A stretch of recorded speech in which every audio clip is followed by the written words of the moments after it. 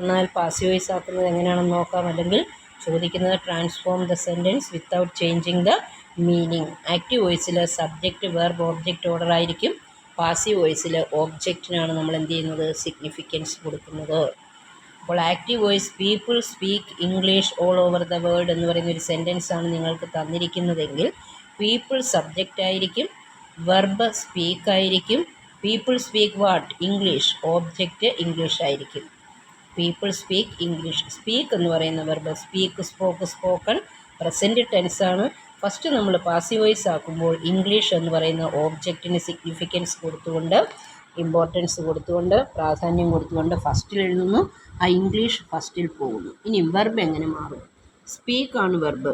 ആ സ്പീക്ക് എന്ന് പറയുന്ന പ്രസൻറ്റ് ടെൻസിനെ ബിയുടെ ഫോം ചേർത്തിട്ട് PPVയിലേക്ക് കൊണ്ടുവന്നു. പാസ്റ്റ് പാർട്ടിസിപ്പിൾ വെർബിൻ്റെ തേർഡ് ഫോമിലേക്ക് കൊണ്ടുവന്നു.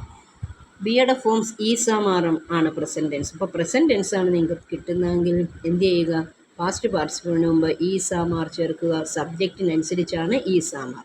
ഇംഗ്ലീഷ് സിംഗുലർ ആയതുകൊണ്ട് നമ്മൾ എന്ത് ചെയ്യുന്നു, ഇംഗ്ലീഷ് ഈ speak, spoke, spoken.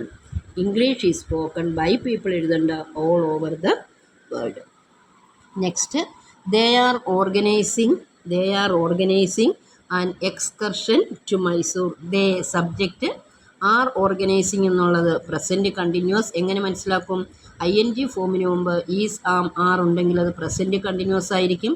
They are organising what, an excursion. An excursion ആണ് ഓബ്ജക്റ്റ്.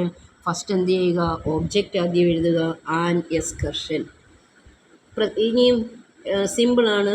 ഈസ്, ആർ കണ്ടാൽ ആ ചേഞ്ച് ചെയ്യേണ്ട അത് തന്നെ, അതിന് ചേരുന്ന ഓക്സിലറി വെർബ് ചേർക്കുക. എക്സ്കർഷൻ സിംഗുലർ ആയതുകൊണ്ട് ആൻ എക്സ്കർഷൻ ഈസ്. ഓർഗനൈസിങ് എങ്ങനെ മാറുന്നു?